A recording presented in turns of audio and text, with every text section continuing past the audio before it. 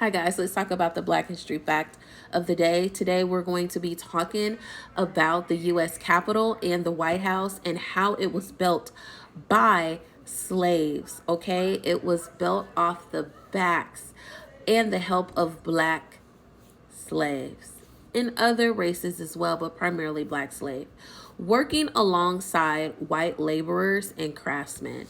So let's go ahead and get into this a little bit further.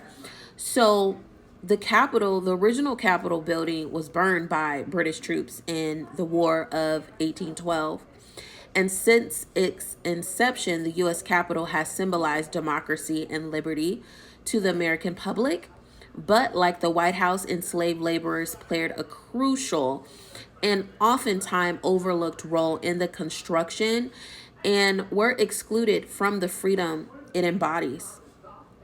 So, in 1790, the Residence Act officially established a new capital city along the banks of the Potomac River. So, President George Washington selected Frenchman Pierre to survey the plan and plan the federal city, better known as Washington, D.C. As part of this massive federal building project, he oversaw the plans and early construction stages for two major structures, the President's House and the U.S. Capitol. The federal government held a national competition to select the final design of the Capitol building, judged by President George Washington, Secretary of State Thomas Jefferson, and commissioners of the federal district, Thomas Johnson, David Stewart, and Daniel Carroll. A design by Dr. William Thornton featuring a central dome section flanked by identical rectangular sections won the competition.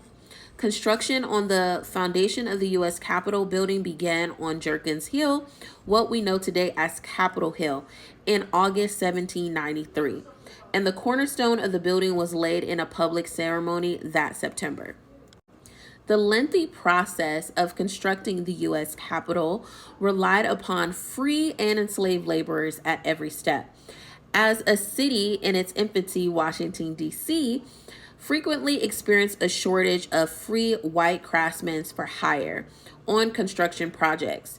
Instead, enslaved laborers from the surrounding slave states of Maryland and Virginia made up a bountiful cheap workforce that could be hired out for work on the president's house and the Capitol. And what I mean by hired out is they would purchase or they would have work hours with their slave owners, their slave masters. Okay, so that's what it means. These people weren't being paid, unfortunately. The commissioners of the federal district paid regional plantation owners for use of their enslaved workforce. The owners pocketed the wages, while the commissioners provided housing, some medical care, and rations for the laborers under their watch. It was financially lucrative for both parties, keeping labor costs down for the government while providing between $55 and $65 a year for slave owners. Mind you, keep in mind that was a lot of money back in those days. It's not the same value of what it is today, okay? It also prevented the federal government from purchasing and owning enslaved individuals outright, okay? So, enslaved laborers alongside free Black and white men in the federal city, and many worked on both the White House and the U.S. Capitol. Research by historian Bob Armbeck shows that at least 200 known enslaved laborers were a part of these projects. Capitol construction took a physical and emotional toll on these enslaved individuals, and it really was backbreaking physical labor. They were exposed and had to work for 6 days a week. That is just crazy.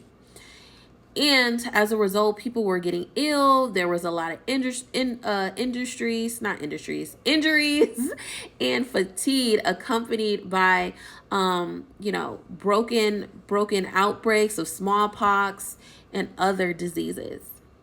So these undesirable conditions resulted in various documented forms of resistance, including self-emancipation from work on federal building projects. In 1793, for example, an enslaved laborer named Jacob left his employment in the federal city, according to Bob Armbeck. His owner offered a $6 reward for his return. In 1812, Christina Hamilton placed an ad for a runaway named Daniel Brown in the National Intelligencer, which reads, ran away from the subscriber on Sunday, a Negro man who calls himself Daniel Brown. He was purchased about a year ago and has been employed of late as a laborer at the Capitol. Hamilton offered a $50 reward for his return. Everyday resistance by enslaved workers also may have taken the form of deliberately slow labor, a reclamation of their own time and energy.